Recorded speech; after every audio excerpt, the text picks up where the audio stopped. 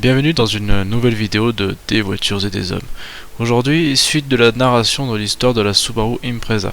J'espère que la vidéo que j'ai fait précédemment vous a plu, et si vous ne l'avez pas encore regardée, vous pouvez la retrouver sur ma chaîne. C'est la dernière qui est sortie. Pensez aussi à vous abonner et à me dire ce que vous pensez de cette magnifique voiture. Bref. Trêve de publicité, revenons-en à nos moutons. Je vous avais laissé la semaine dernière avec la disparition de la Legacy au profit de l'Impreza en 95 dans la WRC. Et il faut dire que l'entrée en matière fut plutôt réussie, avec déjà quelques victoires et podiums au championnat de 1994 ainsi qu'une deuxième place constructeur et pilote. 1995 fut une immense réussite avec le titre constructeur et le titre pilote pour Colin McRae. Malgré la tricherie de Toyota avec la modification pendant les spéciales de son admission d'air, Subaru réussit le grand chelem avec tous ses titres, sans oublier la deuxième place de Carlos Sainz Sr. De plus, le sponsor de l'équipe à l'époque, il permet d'élucider un petit mystère de l'automobile. Vous vous demandez pourquoi la couleur naturelle des Impreza est le bleu et le jaune, surtout sur les jantes, le jaune. C'est assez simple.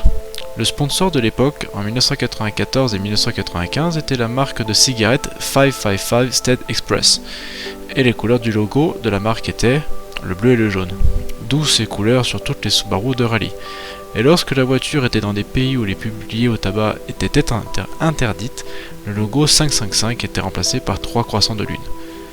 Et cette Impreza, on peut vraiment dire que c'est elle qui a permis de faire rentrer Subaru dans la légende du sport automobile et sur les marchés européens et canadiens de l'automobile. Car outre toutes ces victoires en WRC que je vous ai citées précédemment, et celles qui ont suivi en 96, 97, 98, 99, 2000, 2001, cette 555 WRC compte des dizaines de victoires dans tous les rallyes de la planète. Quand je dis tous, c'est dans toutes les disciplines. Intéressons-nous désormais à la version que tout le monde pouvait avoir. Comme dit dans la vidéo précédente, les plus petits moteurs de cette première génération ne laissèrent pas une empreinte chez nous. Mais ce qui fit vraiment la renommée de la marque pour nous, simple mortel de la route, fut la première version qui sortit en France, la fameuse GT Turbo, ou GT95 pour les puristes. Et cette première version avait tout pour plaire. Il faut savoir que pour homologuer son Impreza dans le groupe A du WRC, la marque Nippon dut construire au minimum 2500 exemplaires de sa bête de course. Et donc pour la modique somme de 23 000 €, oui, 23 000, vous aviez une vraie voiture de rallye. En France, ça faisait quelque chose comme 155 000 francs, il me semble.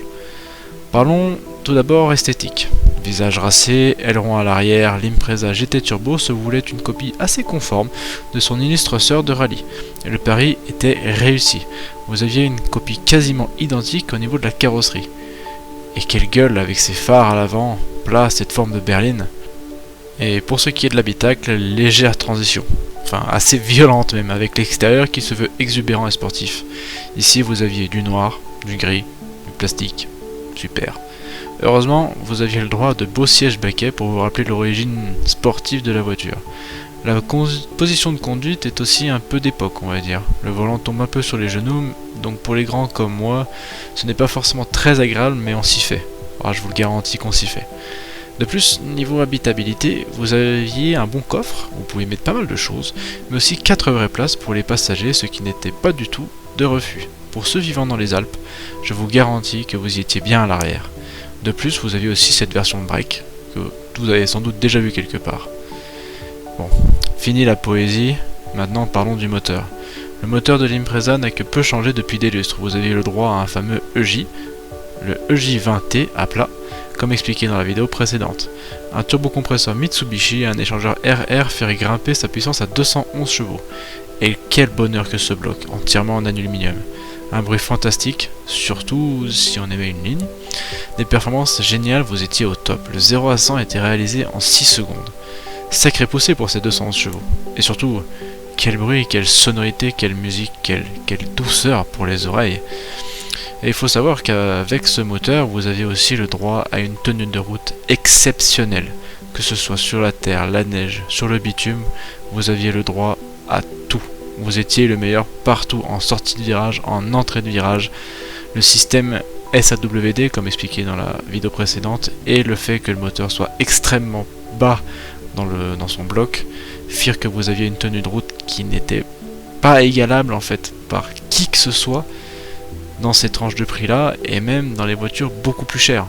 Même dans les voitures qui coûtaient 2 fois voire 3 fois ce prix, donc on va voir vers de la Porsche, vers de la Ferrari déjà, c'était pas aussi bien.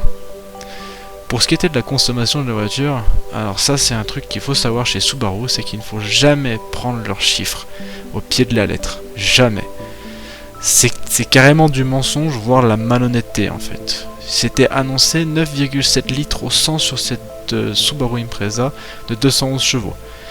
Alors laissez-moi rire, vous étiez à un minimum de 12 litres si vous conduisiez tranquille, et pas loin des 17 si vous preniez un peu pour un collier de maquereau en herbe.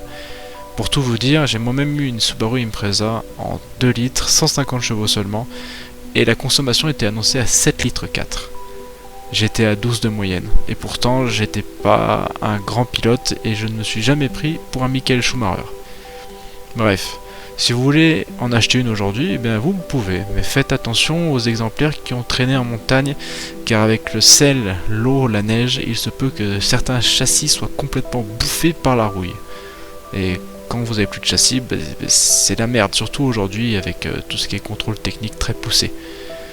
Bref, entre 12 et 15 000 euros, vous pouvez trouver un très bon exemplaire qui a été suivi et comme je vous le dis, qui n'a pas été à la montagne. Enfin, pas trop. Et pour ce prix-là, quel plaisir vous aurez. Et bien, ici se termine maintenant cette deuxième vidéo sur la Sub. J'espère qu'elle vous aura plu et que vous vous abonnerez à ma chaîne pour suivre les futures vidéos qui vont suivre. N'hésitez pas non plus à me dire ce que vous en pensez et si vous aimez cette voiture. Allez, ciao!